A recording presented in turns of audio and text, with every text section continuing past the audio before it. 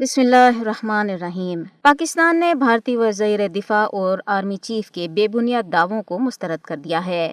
حال ہی میں دیا گیا راج ناتھ سنگھ کا بیان کشمیر کاز کے تاریخی حقائق کو مسخ کرنے اور مقبوضہ جموں و کشمیر میں حق خودارادیت کے لیے جاری جدوجہد کو کمزور کرنے کی ایک سازش ہے جس کی پاکستان نے شدید مذمت کی ہے۔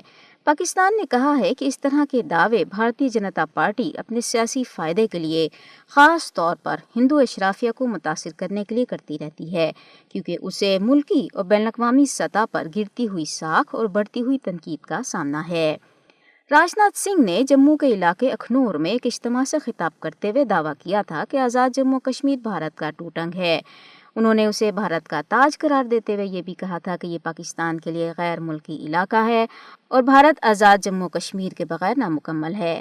پاکستان نے ان دعووں کی مذمت کرتے ہوئے واضح کر دیا کہ کشمیری عوام کی خواہشات نے، جیسا کہ حال ہی میں منعقدہ مقبوضہ جموں کشمیر کے اسمبلی انتخابات میں نظر آتی ہے، بی جے پی کے بیانیے اور جھوٹے دعووں کو بھاری اکثریت سے مسترد کر دیا ہے۔ پاکستان اور اس کی سیکیورٹی ایجنسیوں بشمول ISI کو بدنام کرنے کی بھارت کی بار بار کی کوششوں کے باوجود عالمی برادری بھارت کی جھوٹی خبریں پھیلانے کی ان مہمات سے تیزی سے آگاہ ہوتی جا رہی ہے۔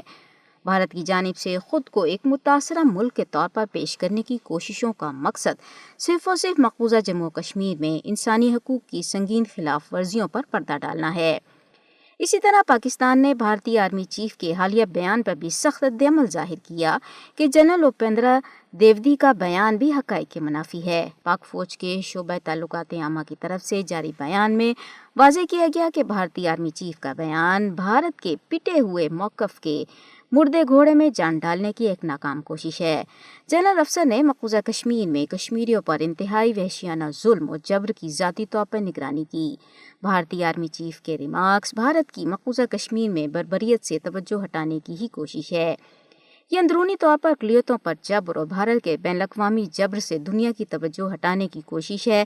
ایسے سیاسی اور غلط بیانات بھارتی فوج کی سیاست زدہ سوچ کی بھی عکاسی کرتے ہیں۔ پاکستان نے ایسے بے بنیاد بیانات کو سختی سے مسترد کر دیا ہے۔ دنیا بھارت میں ہندو انتہا پسندی کی طرف سے نفرت انگیز اجتماعات کے انعقاد اور ہندوتوا کارکنوں کو مسلمانوں کے قتل عام پر اکسانے کی گواہ ہے۔ بھارتی آرمی چیف کے بیانات سیاسی مقاصد کے تحت ہی دیے گئے ہیں۔ اسی طرح رواں ماہ اسلامی تعاون تنظیم نے بھی کشمیری عوام کی آزادی اور حق خودارادیت کی جدوجہد کی اپنی مستقل حمایت کا اعادہ کیا ہے۔ OIC کے سیکرٹری جنرل حسین طہا ابراہیم نے وزیر اعظم شہباز شریف کے ساتھ اسلام آباد میں ملاقات کے دوران مقبوضہ جموں کشمیر کے بارے میں OIC کے اصولی موقف کا اعادہ کیا۔ انہوں نے وزیر اعظم کو کشمیریوں کی حالت زار کو اجاگر کرنے اور تنازع کے منصفانہ حل کی وکالت کے لیے OIC کی جاری سفارتی کوششوں سے بھی آگاہ کیا، جو یقینی طور پر بھارت کو پسند نہیں آئی ہوں گی۔ دونوں رہنماؤں نے اسلاموفوبیا میں خطرناک حد تک اضافے سمیت باہمی تشویش کے علاقائی اور عالمی امور پر بھی تبادلہ خیال کیا۔ اس وقت دیکھا جائے تو بھارت ہی سب سے زیادہ اسلاموفوبیا پھیلانے میں آگے ہے۔ بھارت پاکستان کے درمیان اصل میں جھگڑا ہی مقبوضہ جموں کشمیر کا ہے۔ پاکستان کشمیریوں کا واحد وکیل ہے جو بھارت کو ہضم نہیں ہوتا۔ کشمیری عوام کے حق خودارادیت کو دبانے کی بھارتی کوششیں مسلسل جاری ہیں۔ بھارت مقبوضہ جموں کشمیر میں بین الاقوامی قوانین اور معاہدوں کی مسلسل خلاف ورزی کر رہا ہے۔ مودی حکومت نے مقبوضہ جموں کشمیر کی خصوصی حیثیت کو ختم کر دیا، جو بین الاقوامی قانون کی قائم کردہ اصولوں کی پامالی ہے۔ RSS کی پروردہ بھارتی حکومت اقوام متحدہ کی قراردادوں کے برعکس مقبوضہ علاقے میں غیر کشمیریوں کو آباد کر کے کشمیریوں کو ان کی شناخت سے ہی محروم کر دینا چاہتی ہے۔ جہاں مقبوضہ کشمیر میں آبادیاتی تناسب کو تبدیل کرنے کی بھارتی کوشش چوتھے جنیوا کنونشن کی خلاف ورزی ہے، وہیں کشمیریوں کی زمینوں اور جائیدادوں پر قبضہ بھی بین الاقوامی ضوابط کی سنگین پامالی ہے۔ دیکھا جائے تو انسانی حقوق کے عالمی اعلامیہ میں درج 30 بنیادی انسانی حقوق میں سے مقبوضہ کشمیر کے عوام کو ایک بھی حق حاصل نہیں ہے۔ BJP اور RSS کی حکومت طاقت کے بل پر جموں کشمیر کے بھارت کے ساتھ مکمل انضمام کے اپنے طویل مدتی ایجنڈے کی تکمیل کرنا چاہ رہی ہے۔